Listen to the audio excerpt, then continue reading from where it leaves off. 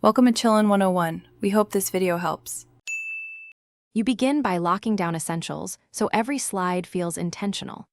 First, set the page size to 16, 9 or a custom ratio and edit the master slide to apply global changes. This saves time later. Next, pick just 2 complementary fonts and stick to 2 weights to keep hierarchy clear.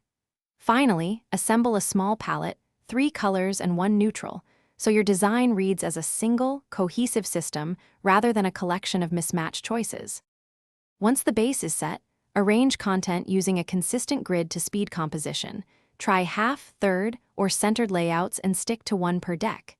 Then swap out default pictures for high contrast, properly cropped photos. Make sure they align to the grid and don't overflow guides. Add simple vector icons for quick meaning and use subtle dividers of 0. 5 to 2 points to separate sections. These steps make slides readable and visually polished at a glance. Finish by scanning the slide sorter to catch spacing issues and orphan bullets. Adjust padding and line height so each slide breathes. Export as PDF or PNGs for sharing, and if you need fidelity, embed fonts or outline text to avoid substitutions. If something breaks, images misalign or styles vanish. Reset the master slide and reapply layouts, then verify margin settings. These final checks ensure what you design is what your audience sees. No surprises during playback or printing. Thanks for watching. Consider subscribing if we helped you.